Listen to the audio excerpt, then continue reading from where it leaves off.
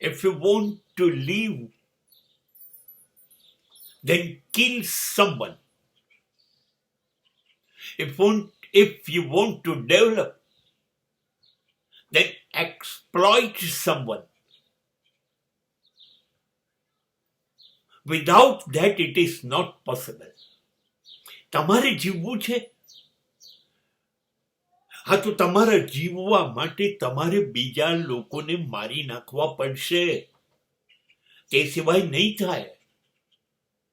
કેવી રીતે જીવશો? સિંહને જીવતા રહેવું છે કે મરી જવું છે? જો એને જીવતા રહેવું હશે તો એને સસલું, હરણ, શિયાળ એને મારી જ નાખવા પડશે. એને મારી નાખશે, પછી જ શક્તિ આવશે ને સિંહ જીવશે. બસ આ જંગલી જાનવરોનો જે નિયમ છે ને એ જ માણસમાં ચાલે છે. તમારો વિકાસ એમનેમ શક્ય નથી બીજાને ખતમ કર્યા વગર.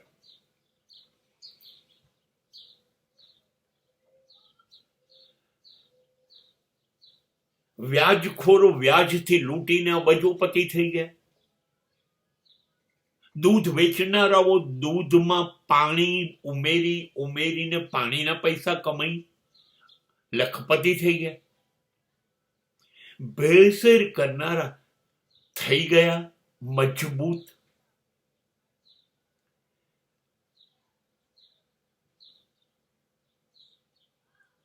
કોઈનો હક ડુબાડી દો, પૈસા આપો, ભ્રષ્ટાચાર કરો, લાંચ રૂશ્વત કરો અને તમે લાભ લઈ લો.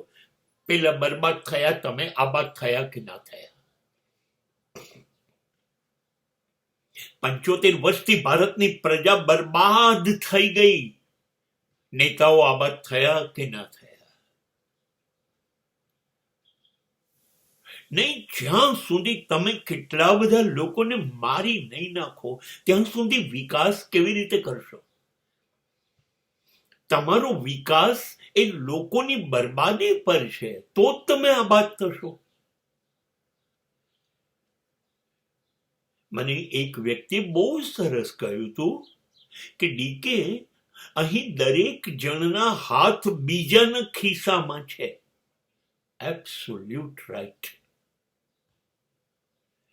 આપણી સરકાર આપણા નેતાઓના હાથ આપણા ખિસ્સામાં છે, ટેક્સ દ્વારા લઈ લે છે પૈસા. વેપારીઓના હાથ આપણા ખિસ્સામાં છે. વકીલો, ડોક્ટરો, શિક્ષકો દરેકના હાથ આપણા ખિસ્સામાં છે. આપણા ખિસ્સા ખાલી થાય છે ને એ મજબૂત થાય છે.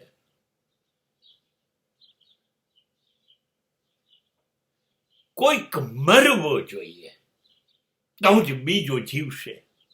અને જીવશે એ જે સૌથી મજબૂત હશે એ જીવશે. કમજોર એ જીવવાનું નહીં, મરી જવાનું.